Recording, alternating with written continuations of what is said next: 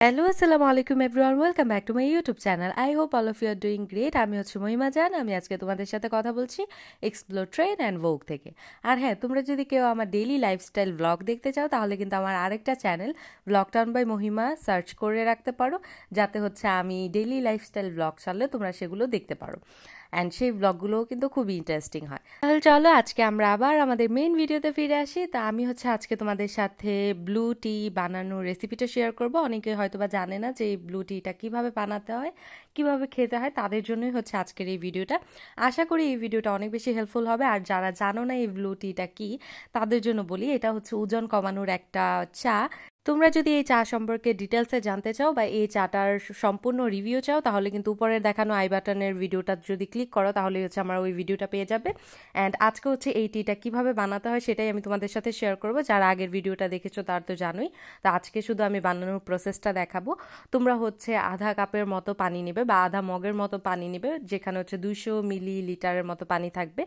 তো সেই পানিটা হচ্ছে আমি একটা পাতিলের মধ্যে দিয়ে সুন্দরভাবে জাল করে নিব। যখন হচ্ছে পানিটা ফুটে আসবে তখন হচ্ছে এটার মধ্যে আমি 1 চামচ পাউডার দিয়ে দিব। তোমরা দেখতেই পেলে যে পাউডারটা একদমই হচ্ছে মাটি কালারের থাকে, বাট যখনই হচ্ছে তোমরা গরম পানির মধ্যে দিবে সাথে সাথে হচ্ছে এটা একদম সবুজ কালার হয়ে যায়, একদম ডার্ক সবুজ কালার হয়ে যায়। তারপরে ওইটা হচ্ছে তোমরা 2 মিনিট বয়েল করে নিবে। যে চা পাতাটা দেওয়ার পরে 2 মিনিট তোমরা বয়েল করে নিবে। বয়েল করে নেওয়ার পরে একটা ছাঁকনি দিয়ে সুন্দরভাবে ছেঁকে নিবে। তোমরা কিন্তু চাইলে এখানে আদার রস বা লেবুর রস ইউজ করতে পারো। আমি ওইগুলো করি না, কারণ এই ড্রিঙ্কসটা একটু টক টক লাগে। তো আমি হচ্ছে ওই রকম গরম পানির মধ্যে যে রকম লেবু দিলে যেরকম টেস্ট হয় ওই রকম একটু টক টক লাগে, তাই হচ্ছে আমি এইভাবেই খেয়ে ফেলি। চাটা এইভাবে ছেঁকে খেলে ভালো হয়, কারণ নিচে অনেকগুলো পাউডার এরকম জমে থাকে এবং ছাকার পরেও দেখা যায় অনেক কিছু হচ্ছে, অনেক পাউডার হচ্ছে এই মগের মধ্যেও থেকে যায়।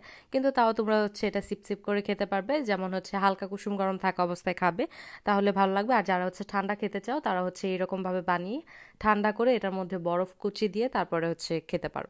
তো এটাই ছিল আজকে আমার ছোট্ট একটা ভিডিও। আশা করি তোমাদের কাছে এই ভিডিওটা ভালো লেগেছে, ইনফরমেটিভ লেগেছে। যদি লেগে থাকে তাহলে হচ্ছে আমার চ্যানেলটা সাবস্ক্রাইব করে দিয়ে আমার ছোট্ট ফ্যামিলির একজন সদস্য হয়ে যাবে।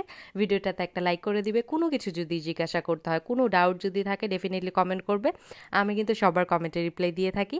তো আজকে এই পর্যন্ত, অন্য কোনো ভিডিওতে আবার দেখা হবে। সেই পর্যন্ত সবাই ভালো থাকো, সুস্থ থাকো, আমার জন্য অনেক বেশি দোয়া করো। আল্লাহ হাফেজ।